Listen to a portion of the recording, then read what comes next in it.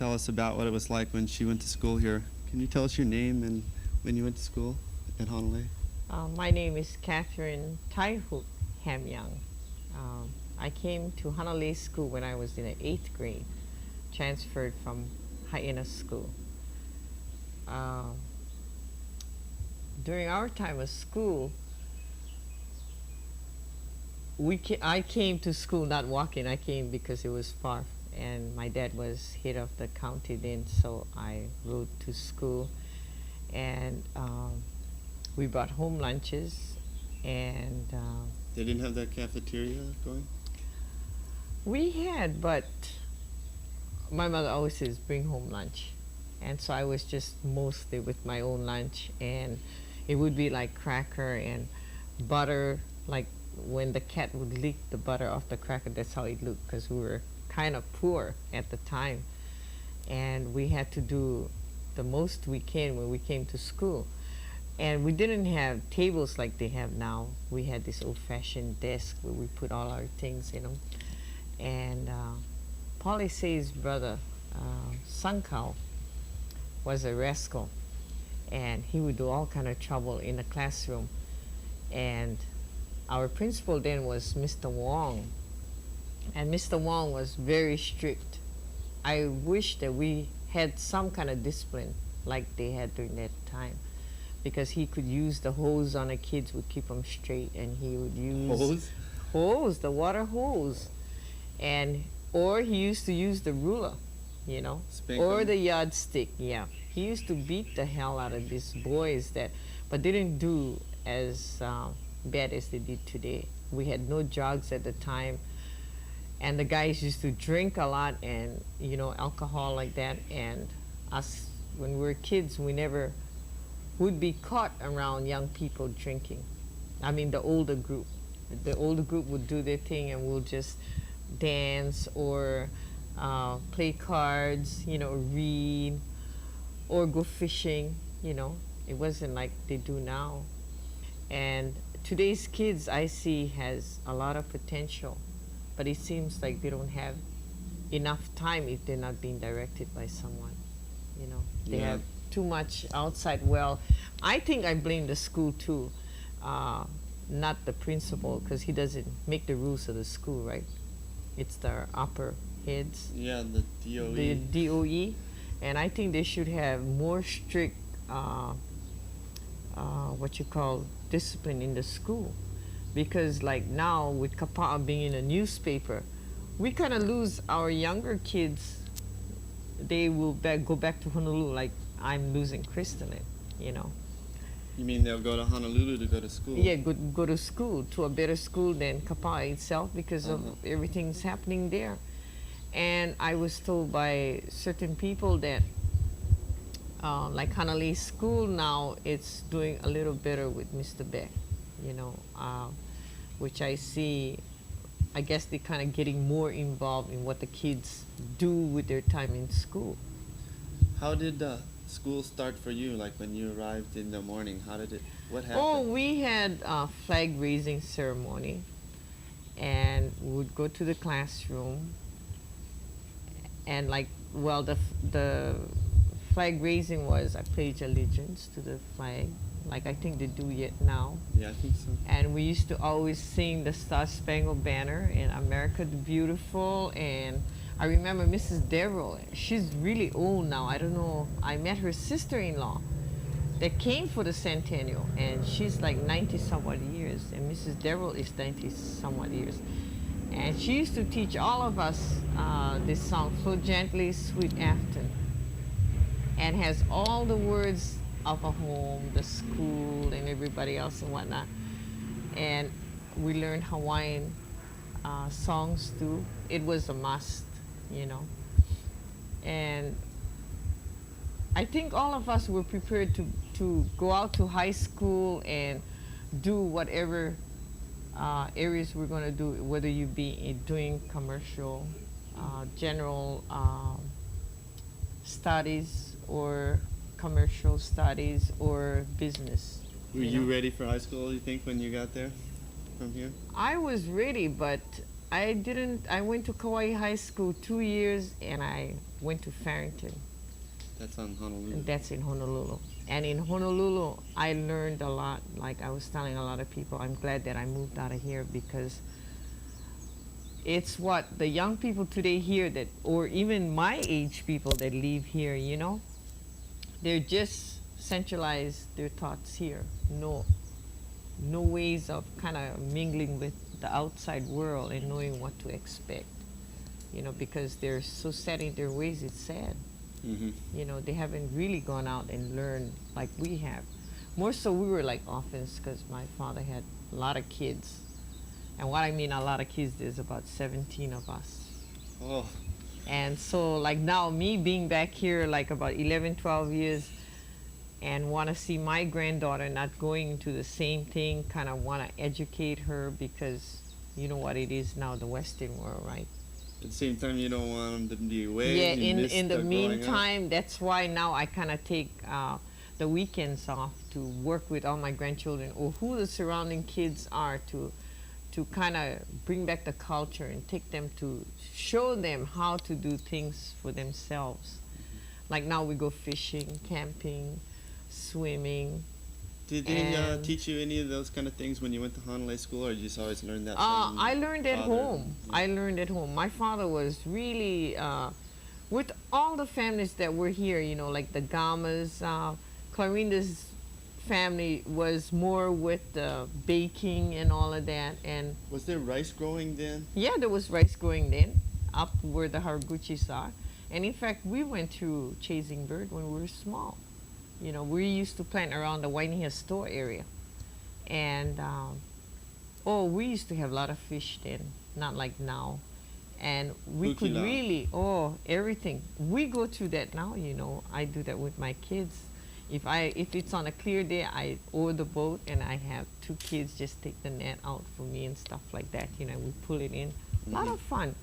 And these are the kind of things that some of the families here today does not want their kids kind of joining in. I don't know whether it's jealousy or whether they're going to see what it's like, you know, to get out and kind of lose maybe that home thing where they used to have their kids just stay home and not go, you know. We have some families like that now. But all in all, in school, it was fun when we were coming to school. In fact, we had mostly Orientals, Hawaiians, Chinese, very few Howleys. Any? Yeah, we had the Sanborns that were in the area, but I don't remember if they came school here. The Wilcoxes were in the area, but I don't remember them coming to school here. What year did you graduate? 46. 46. So, That was the year of disaster here in is the Hawaii. war going on then? No, not too much. The war was in No, 41, that's over. 42, 44. Yeah. We had that tidal wave. People didn't know what it was like. And my father went around, you know, The tidal wave warning was everybody. 1946? Yeah, April 1st. That's when Hyena School was. That's when Hyena School got washed up. And they transferred the kids here at Hanalei School. And, Mr. Wong was now related to Ching Young's store. Oh. His wife is Ching Young's sister. And I don't know whether they're both alive, but they were good people, you know. And like during our time too, we had the Young People's and Parents Association in Hyena, where we went caroling. Someone would take us on a truck and they play guitar and ukulele. And then afterwards we have the school program, and we used to all go home with candies and apples. And during our time, Christmas That and was Christmas time. yeah, Christmas time. And Christmas and New Year's, if we had no 7-Up, strawberry soda, and Coca-Cola, it wasn't a Christmas. That was 'Cause, the big highlight. that was the big highlight. And we used to put nails in them to open up the soda. Ah. And used to exchange, you know, Uh-huh. soda taste. Or we used to squirt at each other. It used to be a lot of fun. And here at school, um, that's all I can really remember. The classroom was really well organized as far as it went. I mean, Did he you have would to do spend a lot of chores time. at Yeah, school? we had our own chores. We used to empty baskets, sweep around, clean around, and um, what you may call it, clean the bathrooms, dig weeds. And we used to have a garden going also. Did they ever take you to Lihui or go see other parts of the island? We used to together? go up the canneries, and as a matter of fact, times were so hard that at the age of 14, I lied. I was 16, and I started working at the cannery. At the age of 14. Child labor. Child labor. But nobody even cared. cared. Yeah. We all worked. As a matter of fact, the young people all worked in the pineapple fields, but we worked in the taro fields. And unfortunately, that's how I never learned to play music, instruments, because we had no time. My father used to make us work. If you want to go to school, you work wet farm, dry farm, and fishing. And you study your lessons in the dark at night. So we never had, much of what today's kids have. They're fortunate. And in fact, they have like what they used to have in those boards in the school that just came recently, visual aids and all of that. Yeah. Yeah, We're getting new television Yes, visual aids see? now. Our teachers used to draw it on a blackboard and make you do homework and work after work, and I remember What this. kind of materials did you use? Pencils? Or We used to use pencils and manila paper. a lot of manila paper with Lot the of dotted manila, lines? yeah, with the dotted lines. And penmanship was a must. So most of us, we have nice handwriting, that I can say, during our time. Did you speak Hawaiian at home or in Um, school or anything like that? No, not in school. We picked up from the old people. Yeah. I can speak, but not fluent, but I can understand, real well. I'm surprised they never made that like a part of the curriculum so that all the kids were for sure they knew a Well, basic at the time, understanding. yeah, a lot of old people were speaking the language, and we didn't have too many, like I say, outside world coming here. And I guess that's what they missed too. Like, have you read The Guardian Island just recently and see how they're trying to pick up on the old ways of the Hawaiians, the way they lived and all of that? In fact, some of us. It was healthy, I think, is the main Oh, yeah. reason. And we used to not have cereals for breakfast. We used to, in my house, we used to have taro. Taro and fresh milk, cow's milk. We used to raise our own cow. And Do And our milk. own gardens, milk. And we used to eat all the spinach of the taro, what kind of fish net did they use around that Oh, time? they used what they call, what's aho? String, String. Yeah, suji just came recently. Yeah. Yeah. And it weighed like a ton. So they used to have, when they hukilau like that, they have to have a lot of people to help pull it up because it was real, real heavy. Uh-huh. Like nowadays, they're so into the money that they just pick the net up and it's suji very light and take it home and undo their fish. In those days, did you have to, like, you missed school a bunch of times because they ever had to go pull fish or something? You couldn't go No, to school? no, we couldn't do that. We had to couldn't go. cut class. Oh, my father was strict about that. But then as we went to high school, we were taken away and with families that were pretty much wealthier, than my father. And we lived with school teachers, ministers, my sister below me, and myself. And we really worked hard. So in our years of high school, we really showed a lot of what you call more than the people that were here. We did everything really like got good grades and all of that. Was always into activities and stuff like that, and we learned a lot. As a matter of fact, I learned to work as a business person since I was 14 years old. And my aunt from is school. still operating from school, and go to the market and sell food. And so, you know what the worth of money is, yeah? Yeah. So this is what I'm trying to get the young people today and get them going and trying to start them off with something that they can do for themselves, in the future. And feel good about it. Oh yeah. Not feel that. As a matter of really fact, bad. too, our own people here grumbles about a lot of things.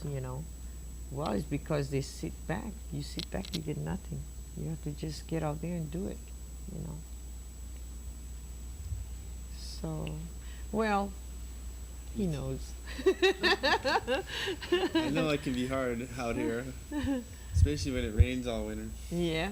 Well, we had rain, but during our time, we could tell the seasons. We can tell when summer's coming, winter, and spring and autumn. But nowadays you can't. Every day almost is the same all year round. If you're going to get all the rain, you get all the rain. If you're sunny. And we had no housing problems, or we never knew much about, living high class. Everybody stayed at Everybody that same house. stayed in the same house, an old house, and tried doing it the most cheapest way that they can live comfortable. What time you get up in the morning, say, before you had to come to school? Oh, I Everybody gets had to ready? get up like 5:30 in the Dark. morning. It's dark.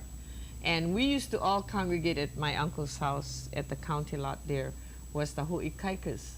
That's Richard and all his children, and Eddie Ho'ikaika and Angeline Pa and Sam Pa. They were intermarried by the family, so we were almost kind of related. And so we used to wait there, and we couldn't leave there to go to the park. We'll get spanking. So their word was just as good as spanking during that time. But they never came and fought with the teachers. If the teachers gave them discipline for something wrong they did, they'll get it double when they get home. Certain families, but certain ones, they never cared, whatever. But I think this is what we need in school. And plus, I think, on the lunches, they should cut off the lunches. They can bring their own. Bring their own lunches, and make them earn their own lunches, maybe. Have a crew that goes in, trades off, and they make the lunch for Yeah, everyone right. else. I think that's a better way. Otherwise, especially I They hate learn to more that say way it, besides just the getting it easy. like they get too easy and then they don't want to Yeah. work hard for anything. Well, that's what's happened. That's why everybody here got spoiled, because nobody cared. The money just came, whichever way. And so, what else can you tell them? More, they're not going to listen when they get money. It's so easy. I think they should all work for it. Like, I hate to put it this way, but Crystalline is kind of coming along my kind of way I was brought up, because I can't see her struggling years to come. So I always tell her, you have to do things this way and do it that way, and kind of not wasting too much energy, gas and electricity and stuff like that. And pretty soon, my next project with them is showing them how to wash clothes in a river, hoping I don't get caught. We used to do that. We never used to wash clothes up where the water flows. It used to be always down and make a pond, where you wash clothes, rinse and hang on a rope. No soap. No soap. Did you go barefoot everywhere? No, we had no soap. Then we used to boil our clothes to get all the dirt out. Then we used those brown Napa soap. And we used that to bathe too. And we used to work in a taro patch a lot. So if I was 20 years younger, I'll go get 10 acres of taro land up here and get all the kids to work. You're not that young anymore, so. Hard work. No, it isn't hard work. No? Taro patch, the first 3 months is hard work. And after that, it's the banks. Once you can control the weeds of the bank, That's the heaviest job in the taro patch.